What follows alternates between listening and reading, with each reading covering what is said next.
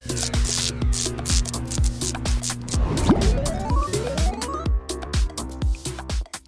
party Guy was lame Fieri. to me. Fieri.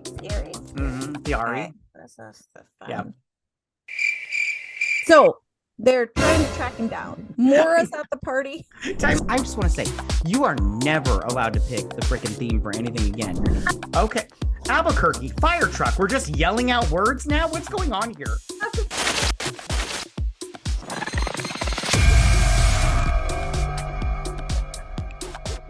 Hello, everyone, and welcome to another episode of BS Drunk Movie Reviews.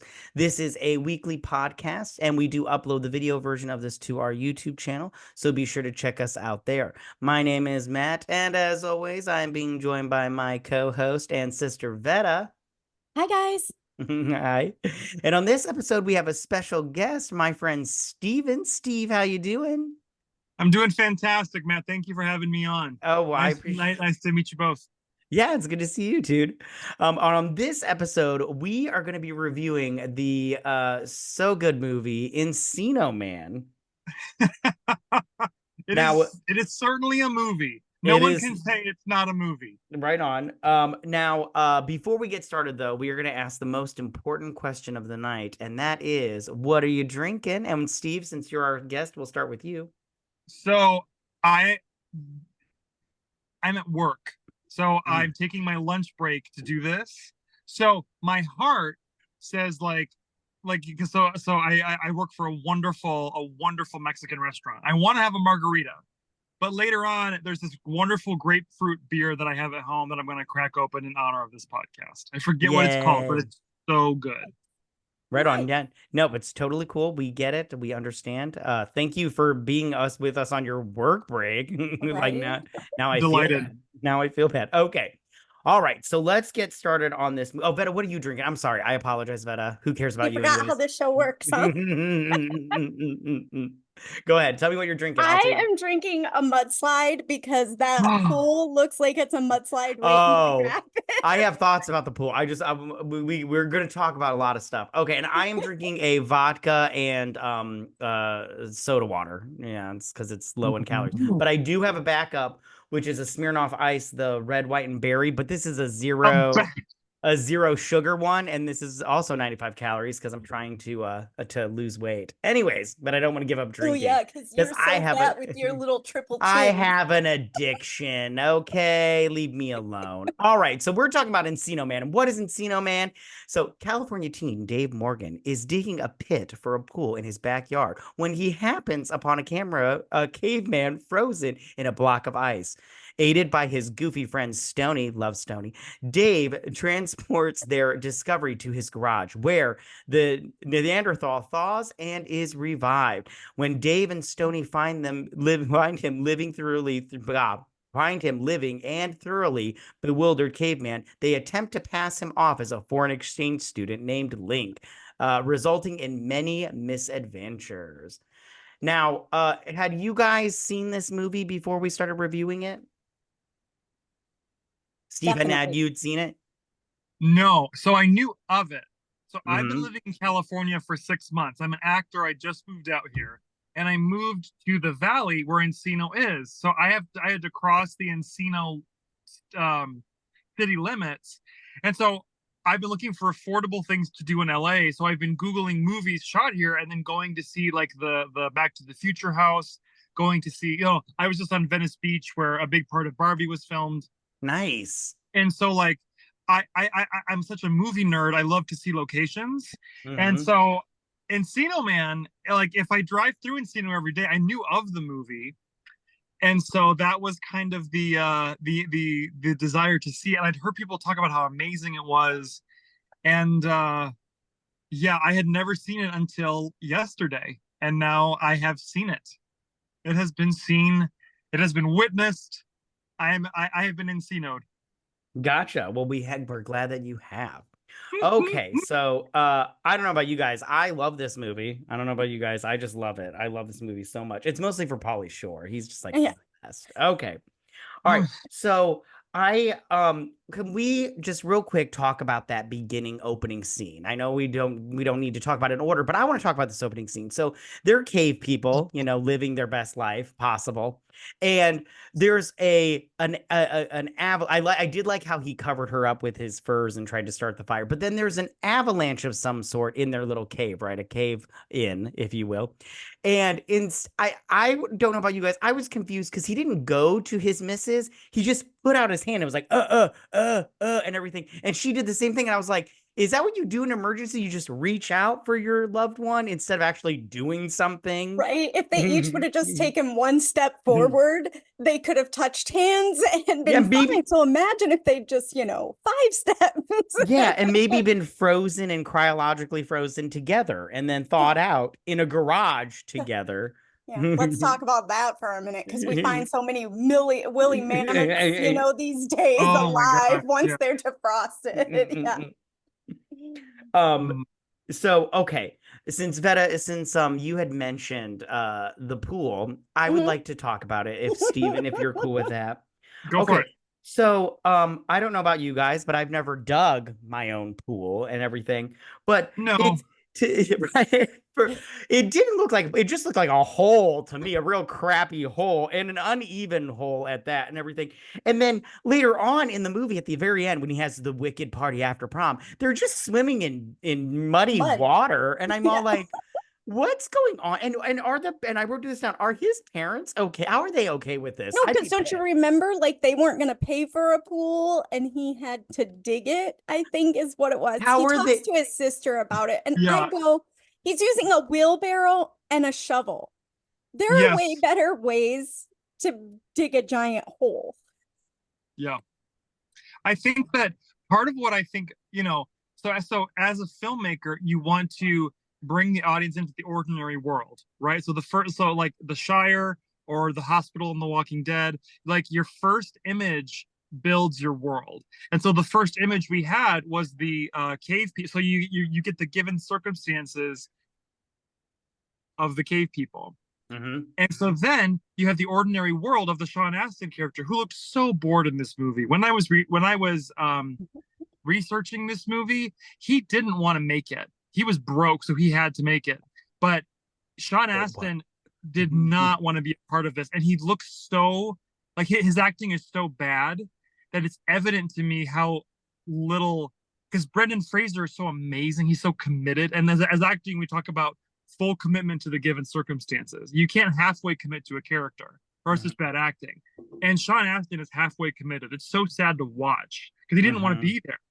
Right on. And Pauly Shore is on the Pauly Shore planet, which is just delightful. But Brendan Fraser is digging into this character. And so anyways, Sean Astin is digging this pool, and his ordinary world is like, I want the glory of prom. Like his mission is like, prom answers the questions of status. Prom answers the questions of inclusion, of am I enough? Am I loved? Like all the basic human questions we have. And I thought it was endearing to have him digging his own pool, but if Charlie Brown did it, it would be cute. If an uninterested Sean Astin does it, we're like, get to Brendan Fraser. I remember just watching that scene and just thinking, the acting and writing is, I mean, it's all exposition. Like Pauly Shore and Sean Astin are digging up a pool, talking about the importance of prom. Okay, that's not high stakes. All of a sudden, a Neanderthal defrosts in their garage. Great. Like way to take the ordinary, like cinema is the ordinary times 10. So if that's cinema, we have the ordinariness of the suburbs and being nervous about prom, and then you add a caveman into the midst of it. Then that pickles everything. Then that gives everything juice. And I just talk about wildly uneven acting, because there's some really great performances in this movie. Yeah, there is. And there's some really bad performances. And I guess that's the 90s too. Like if you watch some 90s popcorn movies, there's someone in the center of the frame giving it their all. And then there's people all around, I don't know what they're doing, but I would get bitched at. Sorry, I don't know what your age range is. I would get. You're fine. You're fine. Yeah. Yeah, we say way worse. Okay. Vetta especially. Oh, right. Yeah. Yeah. So I think that so much of this movie is plot device, fine, because they want to get to the given circumstances of a caveman in high school. Like the log line is misfits find a man out of time. So two misfits find another misfit, and it's fish out of water. Okay. And then we've heard that story so many times. That's E.T. That's, a man out of time, man out of fish out of water is one of the 11 storylines that exist. Right on. And so the rest of that is just like kind of trying to make it all work. And some of it works, and some of it doesn't. Oof. Right on. Well, I have to just say I'm happy he dug this pool, because I love when I don't know about you guys, but first off, I have a whole section devoted to the weasel. I would like to discuss him if we could, but not just yet in full depth, because I love when the weasel shows up and he wants no part of the manual labor. He is like, no thing. I just came to steal your mom's last bagel, which I love how the mom's all like, put that back. I'm like, bitch, do you really want it now? He's like manhandled it. I'm like, ew, gross. So I did also write down, speaking of the mom, okay, so when they dig him up and they find him and everything, she is of zero help. They're all screaming, hey, mom, we need help. There's a murder. And she's just like, okay, go away. I'm on the phone. I'm just like, what an asshole. Like just maybe put it down for like a hot second. Go see what's doing. They're teenagers. She's doing her job as a mother of multiple teenagers. I get that. Well, and they had to establish how clueless she was for her to accept, like, she has to be checked out for the movie to work. Because if the parents clue in to what's going on, the movie doesn't work. The parents have to be on the outside of the experience of the teenagers, which is how teenagers feel. And so, like, I also just thought, what a thankless role for some great actor. She probably has Meryl Streep-sized talent, and it's just the difficult, mean career mom, which was such a trope in the 90s, and it's not nice. But anyways. Right on. No, it's great. It's great. Speaking of, I just wrote a bunch of stuff down while they were digging this stuff. I wrote down, I would like to know more about Jimmy Mahoney. I don't know about you guys, but I was just like, I am really fascinated with Jimmy Mahoney. Like he was in Cub Scouts. Where did he go from there? Is he a success now? What's going on with Jimmy Mahoney? I love true crime podcasts or any type of documentary. I would totally watch that. A kid that goes disappears from Cub Scouts. I would watch the shit the whole time. I was just like, I would like to know about Jimmy Mahoney. Please tell me more. And they don't tell you more. Also, when they were digging up, I love how they found a Mousterian bowl. Now, I don't know about you guys, but I don't know what a Mousterian bowl is, but I want one because it just looks like a wooden bowl. And Vetta, I don't know about you, but our mom used to have a bowl or whatever. And I just remember her making like potato salad in it or whatever, and I just remember the potato salad sandwiches, or not potato salad, was it potato salad? I don't remember. The sandwiches, or chicken salad sandwiches, they were so freaking good, and our mother would just be like, the bowl. Yeah, but it was sure the bowl, not the recipe. I've never washed that bowl in the dishwasher. Well seasoned. Yeah, that's what she'd say. It's well seasoned. The bowl is well seasoned. I'm just like, okay, or it could just be like, good chicken or whatever. Okay. You being in California, Steven, have you been in an earthquake yet? Any fun earthquake stories? Ooh, super fun. How was that? Was, so it's funny. I moved out here with a filmmaker, and he and I were staying somewhere on January 1st, and that's when the first earthquake hit. Like, we had moved to California the week before, and then I was like, is this just it? Just earthquakes and financial instability? Is this all it is? And, that's their state motto in California. And then I was at rehearsal. I'm in a play version of All About Eve, and I was sitting there, and then all of a sudden I could feel like a little bit of wave under my feet, and I was like, wait, the ground shouldn't be going like this. Like, this is what, and then there was a little tremor, and then it was done. But yeah, so you're better than me. I felt a couple of them. Oh, right on. You're better than me. I've been like, I'm out. I'm no longer going to be staying here. This is no fun. Okay, so why don't we just dive into the weasel, because I love the weasel. He is I think he's my favorite character of all time. Yeah. I think he's just like the best. I wrote down so much things that I love about him. And if you guys want to say anything, I'll just say one thing and I'll let you guys chime in. But I love how his answer to getting your own page in the yearbook was suicide. Like he's just off yourself. And I'm all like, wait, what? Like he's just like that was a quick fix. And I'm all like, okay, great, you know? Like, that doesn't work. Yeah, it's just like I was just like, or you can buy them now, you know? You can just buy your own page in the yearbook. So I wrote this down and then I'll let you guys speak, but I also loved his verbiage throughout this entire movie. It was like my favorite part of the whole movie. What did you guys like about the Weasel that was absolutely fantastic? Oh man. So I think that like, you know, Stanislavski, I'm getting real pretentious. No, I love the Stanislavski method. Yeah, so does Lady Gaga. Oh, Gaga, sit down. I love her, but woof. I'm excited for Joker too, but that's a different conversation. Right so Stanislavski said, concentration brings relaxation, and relaxation brings concentration. There is no one more relaxed than Pauly Shore, and no one more concentrated than Brendan Fraser in this movie. Like Brendan Fraser is this raw intention. Like, what is this? And then the Weasel is just completely relaxed. Like, talk about a loose performance, which I strive to be loose on stage, loose in front of the camera. That's what she said. Yeah.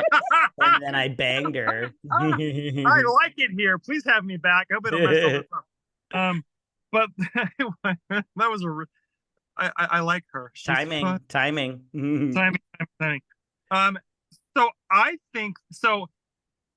When I was first introduced to him, now we're talking about so much queer coding in culture, and he was introduced in a pink wife beater, right, with mesh on top and a pink bandana. Which I promise you, I have seen that in West Hollywood and bell bottoms. And bell bottoms. You know? I love his fashion. I love it. I was like, oh, look at you. It's out there. It's totally it's out there. It's great. And I don't know if it's supposed to be like anti-establishment queer or anti-establishment weird. Either thing is fine with me. I just thought it was like nowadays, if like when Harry Styles wore that stuff, he was like the gender savior. He was the person who was like breaking all the rules. And so I also loved his speech at the end, like when he was super motivated to, like, Sean Astin drops off Link and washes his hands of it like he did of the entire movie. And then Pauly Shore rolls up on his motorcycle and is like, wait, no, we have to fight for this relationship, fight for this dude. It comes out of nowhere, but because Pauly Shore, and again, he won the Razzie for Worst Actor for this performance. Which he did not deserve. No. He deserves an Oscar, in my opinion. That's where you have different minds, but it's okay. But Pauly was like relaxed, and that character was such where he was stoned, but he was also just like the surfer dudes, you know. But he had a really good heart, and he loved his friends. And man, he was just like as I was watching the movie, I just thought, you have like a Pacha and Cusco relationship. Like, you have the zany leader, you know, and then you have this like well-meaning guy on the side, you know, for Emperor's New Groove. And I was like, okay, so usually this would be like a two-person relationship. Like the caveman is being led through by one geek, one nerd, one person is showing them the ropes. But then you have this other character who is completely relaxed in every setting and is just kind of like hanging out, dude. And I was like, this dynamic is so interesting, and it worked. Like, again, this movie got 70% on Rotten Tomatoes and 56% of audience approval, which is like low on both counts, but it's a classic. Like, it's a dude classic. And I just think, I bet there's something truthful about the relationship between those three guys that a lot of people can relate to. Like, oh, I've had relationships like that. I've had friendships where like some guy is just kind of spaced out, doesn't contribute, is well-meaning, and then there's someone other two guys trying to figure out life. I don't know. I just thought that dynamic was interesting. And no, go ahead. That I don't want to dominate the time. Sorry, guys. No, you're the guest. No, you're the guest. You're totally fine. Yeah. I was going to say, I'm different. I love Pauly Shore because this is a 90s movie, and I went to high school in the 90s, and Pauly Shore is the epitome of like everything that I think kids wished they could be, like that, you know, out there and accepting of who they are and what they're gonna do with their lives. And if you see his other movies like Son-in-Law and I'm in the Army and Biodome, we should do Biodome. Oh my God, I love Biodome. That is his, you know, that's more of a persona he's playing rather than just one character, because that same character is in all of these movies, like the behavior, different names, different plots type of situation. But he is, I think that's just his persona that he plays when he's on camera. And I love it. Like I said, I saw it in the movie theater. I saw this in the movie theater. I mean, every movie, if it had Pauly Shore in it, you knew you were going to love it. Right on. I did love, okay, so some more antics that I loved from him was, I love when he was like, we got to thaw him out, and he's just like, like breathing on the ice. I was like, that is so fun. That's like something I would have done as a child. That's like so good. I loved it. And then I love how, like, I love how he thinks ho-hos are a good substitute. You know, when he's all like, I'll get you some ho-hos and everything. I'm all like, because he's like, you melted your caveman, which the whole time I was like, how funny would this movie have been if they like thought out that caveman, it was just a skeleton, you know, they're just like, we found a skeleton and everything, you know, but it was fine. It was fine. I loved, because, you know, this is not actual science and everything. I love when Brendan Fraser's Link attacks the phone, and before, and instead of keeping that mask on, he flops it off, and I'm like, he still has a bat, yo. I'm all like, this Neanderthal still has a bat. Why are you taking the mask off? But I still thought it was great. And then I also wrote down, I was like, when you're like, we need to teach him to be normal. And he's like, no, we're going psycho with him. And I was like, wow, you're crazy. But I love it. I love you're thinking out of the box. And then, and I love how he just says random stuff, like when Link does a backflip off the freaking, you know, that top thing. He's like, hey Link, how's your melon? I was like, well, he cares. And then I just wrote down, and when he's explaining, he's like, yeah, he's gonna do hairstyles, and he's like, yeah, designing crusty mops for the rich and the famous. And I was like, that's so crusty mops. I love the bird. Okay, and then the last thing I'll say is, I loved how when he's sitting down at the table and he goes, how's your mother? And he's like, she's bummed. Pass the peas. And then he goes, hey, hold on. I if I remember correctly, what he says, he goes, Mr. Whatever his name Morgan. was. Yeah, he's like, if you're edged because I'm wheezing on your grindage, just chill. Because if I had the whole Brady Bunch thing and happen at my pat, I could grind over there. So don't text my gig so hardcore cruster. I was like, thank you. I love you now. I was like, I want to marry you and have your babies. Is when he sings the Shoe Fly song. Shoe Fly, yeah. I remember that from when we were kids. Yeah, he's so good. So good. Right on. Was there anything else about the weasel that, I mean, I could go on for days. I wrote so much stuff down, but we don't have time to go through every single thing. But I love when they're at the bar. Oh my gosh. I love the bar. And he's using his Spanish from class and everything. Oh, yeah. Awesome. Queso estadios. Yeah, so good. Okay. I did write down that they scream a lot in this movie. Like everybody's screaming every 5 seconds. They're like, and everything. I also did write down, I love how the teacher was like, the caveman takes whatever he wants and everything. I was like, oh, he's like Honey Badger. He just takes what he wants. I love it. I love Honey Badger caveman. Okay. I did write down that Robin was 90s hot, but she wasn't all that. I didn't think she was all that. Like Robin, she was cute, and she was good on not Blue Bloods. Was it The Mentalist? She was on some show for 10 seasons. She was fantastic on that show. But I think like all of us grow. All of us actors grow. She's totally like Wonder Years type cute. Yeah. I think that's kind of the whole thing you get from her. But yeah, I did like the driver's ed. I was just gonna talk about the driver's ed thing. Like that stunt, like there were so many times where I could tell they were cutting the budget in this movie. Like the first scene for the cave-in was shot from the waist up. You don't shoot a disaster without the whole body. You know, like they did was shoot they probably couldn't afford the pants of the cave people, so they just were shooting like the upper bodies, and then and you really couldn't see what was happening in the frame. And I was like, they just saved $10,000 because they had to do that stupid car thing. But I thought the driver's ed thing really worked because it shows that Link is kind of game for anything, and then Weasel is like, he's the yes man, and then Sean Astin is the no man. And so you kind of have this kind of trio kind of working off of each other to make the magic of conflict. I mean, conflict is the crux of drama and comedy. If you don't have conflict, you don't have a movie. So I thought that all of those things were pretty interesting. And I just thought, like, again, with the screaming, like in the 90s, actors were putting in these really broad performances, these really hammy performances, which is not a bad thing. It's just like stylistically, we don't do comedy like that anymore. Which I think is a bummer. Yeah. Space for it. There's a space for it.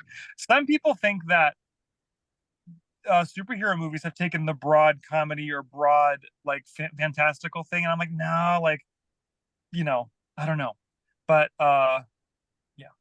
Right. No, it was great. So we didn't go to high school in California. So the fact that half the student body is outside when they're taking this driver's ed class, which is another thing I didn't know. And I asked my husband about it, and he said, yes, he did. I did not take driver's ed in school. It was not a class. You could take it through the school during the summer or from a third party. Right. But for the state my husband grew up in, it was a grad requirement. You had to take driver's ed in school to graduate from high school. That is interesting. I didn't know that either. So I was really, perplexed by that. But my favorite thing about the driver's ed scene is not necessarily, I guess, the three guys. It's more of once they park the car and they go into the restaurant, it goes back to the school, and it's got the science teacher and the driver's ed teacher, and they're talking to the cops, and the driver's ed teacher is like, I don't teach that. Does it matter that I left the keys in the car? And I'm like, that just cracked me up, because that's such a thing of, let me just shove responsibility off to somebody else. It wasn't my fault. I'm going to call my union rep real quick. That is funny, because it's true. Okay, so I did want to talk a little bit about Matt Wilson, who is a douche, but he's hot. He's a hot douche. But the teacher thought he was. What would you say? I said that was my stripper name. Nice. The teacher did think he was stupid, though, but he's like, you are paying attention. So I have one question about Matt Wilson is, okay, so when he staples Samwise Gamgee to that wall, and then he's like, you know what, Sam? Some of us hump and some of us slump. Was he talking about masturbation? I was like, I'm curious if he was like insinuating masturbation, because I mean, like, just a thought. What a thought that is. What a thing to do to poor Samwise in the air.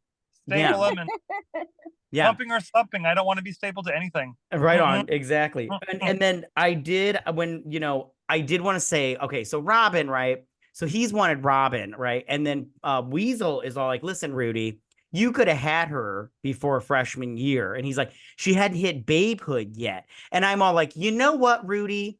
If you can't handle her at her weakest, you don't get her at her strongest. So I'm all like, so maybe Matt Wilson is for her and you're not for her. And maybe that was his peak hotness. So he should have, because you always got to go. They're going to glow up at some time. Yeah. I did also reap the benefits. Right on. Okay. Would you guys mind if we talk about Link a little bit? Because I wrote down some things about Link. So I actually I paid the most attention to Brendan Fraser. Because I'm a child of George of the Jungle. And this is basically George of the Jungle is Encino Man for the Disney Channel.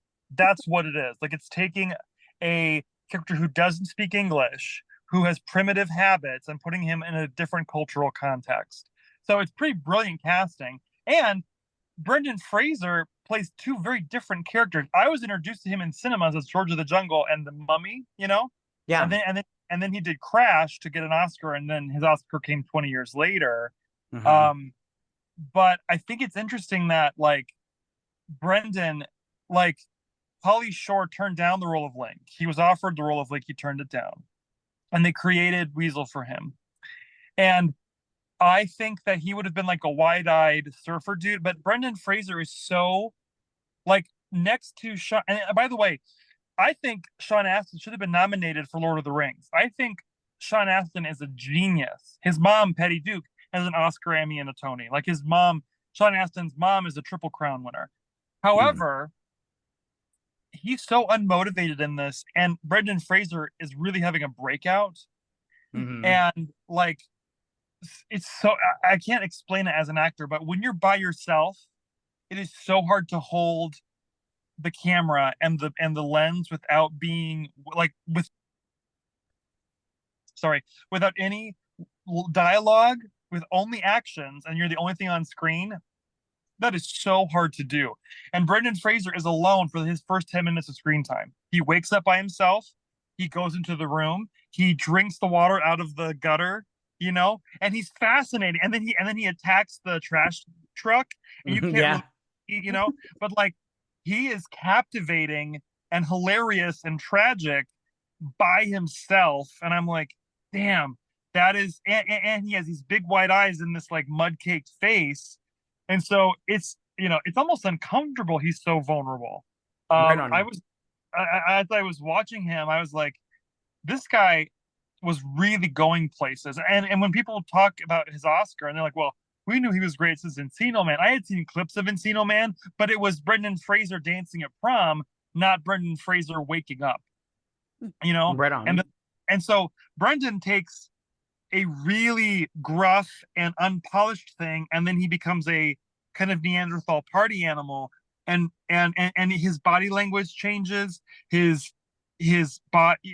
posture changes. Like, that's like I use posture in my work, because, you know, when you slouch, you're afraid and uncertain, and when you lead from your chest, you're confident and strong. And so I've had characters that I've played go from a slouch to a more chest stance.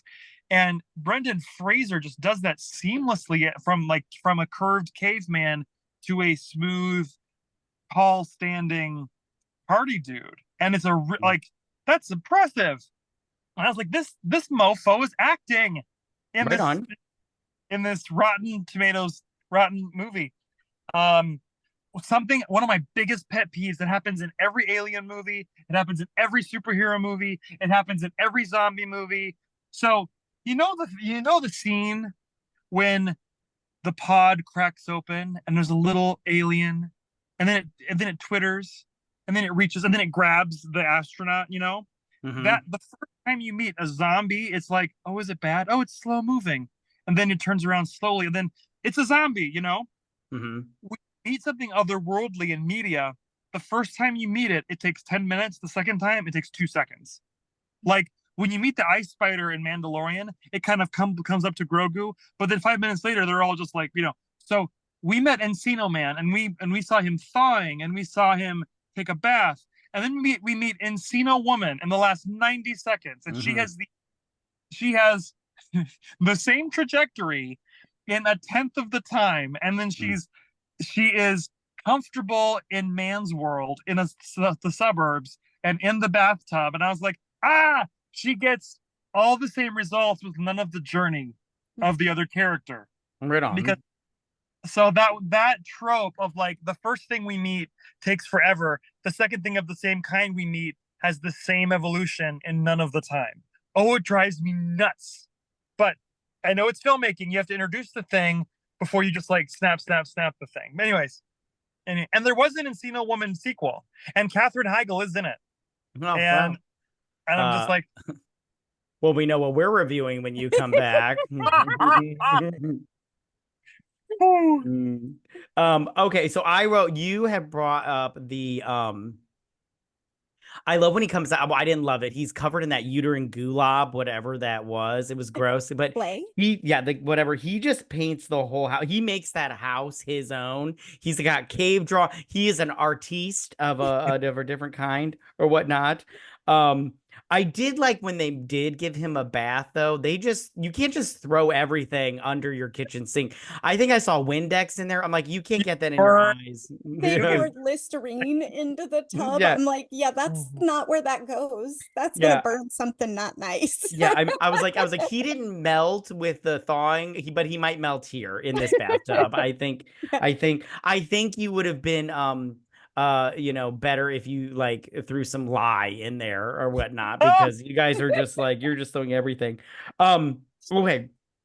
One question I did have to ask, is Link a sexual assaulter in this movie? Because he like goes for that the craft chick, because like, but she goes feral for him like real fucking quick also. So I was like, is that because he's like smelling her hair, and then he's like bazungas or gazungas, which I love that. I love that they said gazungas, mighty cones and everything. So good, so good. I love the verbiage.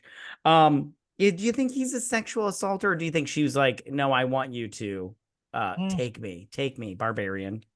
I think they had to address, because they set it up in the classroom, and he's become civilized. If he had had his first female encounter, like in the first day, he would have bonked her on the head, dragged her back to his cave, yabba dabba do, you know? But which is what we all have. That's how I met my wife. That's how I try to get pregnant with that same way. But you know, for the gays, it doesn't work. But I think that it's that, like, and I don't know how women are, Vetta, but I think there's a mix of like, I want a tender-hearted, nice man, but I also want someone who's kind of got some like mystery and energy and rawr, you know. Yeah. And so I think I'm looking for a man like that too. What are you talking about? I think he was civilized enough to not just whatever, but I think, you know, not every time where you're touched roughly is a negative touch. I think it's unwanted, unreciprocated. Should I say that on the internet? I probably won't. But let's just say people have been aggressive towards me and I've been into it. People have been aggressive towards me. I've not been into it. I don't call it assault until I say no and it happens again. That's me. Yeah. See, it's about focusing. And I never see it. I've never looked at it and said, oh, Link's, you know, I go, he's learning. And that's the whole point. Like, I think you overthought it. You know, this was made in the 90s. You're overthinking it. He was a caveman in American high school who the guys had just told him when he saw the picture in the bedroom. They just told him those are nugs, you know, and like they did the hand motions. Yeah, and they did the hand motions. So he went to respond and do the same thing. Betty Nugs. That. Betty Nugs. I was gonna name my daughter that, but I decided not to. No. Okay. Oh, but speaking of Link, okay, not only is he an actor, you know, in this movie, he's also a jack of all trades in this movie. Also, he is a whiz at the computer all of a sudden. He is into pottery. He can make a freaking bowl in a heartbeat. He's also likes to eat frogs, which I was like, look at you, gross. He just learns everything like a snap of a finger. If you watch Son-in-Law, which we reviewed a couple seasons ago, we did. Link appears in that and takes a frog off of Pauly Shore's Halloween costume and eats it. He eats it. Love it. Just there. So he is into the frogs. Good with the callbacks. Love it. Love it. Love the callbacks. So Samwise Gamgee is like a loser, you know. He's like a straight up loser because he's like not even trying, in my opinion.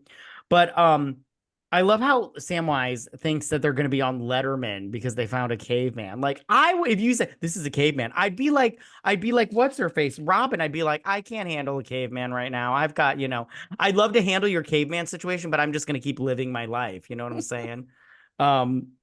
Yeah, and then I love, okay, one thing, one scene that I absolutely, when the parents come home right after they bathe Link in that toxic filth, and he's in the kitchen and he's just scrambling around, and there's like, what are you doing? He's like, I'm making dinner. And they're like, what? I'm making dinner for you guys. I thought it'd be a nice thing. I understood because I don't cook. I have zero idea how to cook. The only thing I've ever made in the kitchen successfully is a mess. So like the whole time I'm like, look at that. You made a mess and you didn't make anything. I can relate. Look at that. It's me, hey, doppelganger. Yes, see, my first question being a person with a food background, I would have been like, what were you making? Right. 20 different things? What were we trying to do? Because I wouldn't have bought that. No way. Yeah, and then I also and did you notice they sit down shortly after and they have like a full meal with all the fixes? It's great. They ordered in. They ordered in for sure. Okay. So the last thing I have written down, because I don't want to take up too much time, because yeah, but was I love how before they went to the mountain, they first had to wheeze the juice. And I love when love that part. I love that. I think this is my favorite scene because he's like the four basic food groups. And he has the banana. He's like, this is not one of them. And I was like, bananas are delicious. No, they're not. But I love how well, go ahead. What'd you say? Great. I was siding with you, Matt. Oh yeah, bananas are the best. Okay. So I love how he just feeds him like candy and shit like that. Although milk duds are delicious. I love them. But I love how the sweet tarts. They're definitely the food group. Yeah, they're always for sure. And then I love how the two convenience store guys are just smacking them. And I'm all like, you guys stop doing what they're doing. They're hitting you. I wouldn't do it anymore either. And I love how the one guy's no butts chill. I'm like, that makes no sense. No butts chill. No butts chill. What? Although I don't think he should have to pay for that burrito because they told him 1.5 minutes and it was cold. So I feel like he should get a freebie on that one. I don't think he paid for anything. Oh, good. All right. So also I love when they went to the mountain because they're doing the Viper in reverse. They are totally attacking that AliExpress Panda Man. Like they are just straight up attacking him at one point in time. And I'm all like, I would understand if you guys got kicked out. That's ridiculous. Funny though. Right on. All right. Is there anything? I'm Steven, how much time do you have? Do you have any? I probably need to get going. It's been 45 minutes. Okay. So I probably need. So I'm flexible, but I need to get back to my flexible thing that I'm doing. I will say the one thing, like this movie is so bananas and it's so contrived and delicious. But there's a My Fair Lady reference that's pretty amazing. So when they're cleaning him up, so in My Fair Lady, he takes a woman of the gutter and makes her a fine lady, right? Scene where they put marbles in her mouth and she swallows one, and she says, oh, "I swallowed one," and Higgins is like, "I have plenty more." And sounds like a Saturday night. Well, so, there's a thing where they put the bath beads on, or like he puts it in his mouth and then swallows it because they're literally giving him a makeover. So they're doing a My Fair Lady thing, you know. So yes, yeah, I need to get back to work here very soon. Yeah. All right, right on. Could you just say bye? Oh, Matt, and would you recommend this movie? Well, yeah, would you recommend this movie?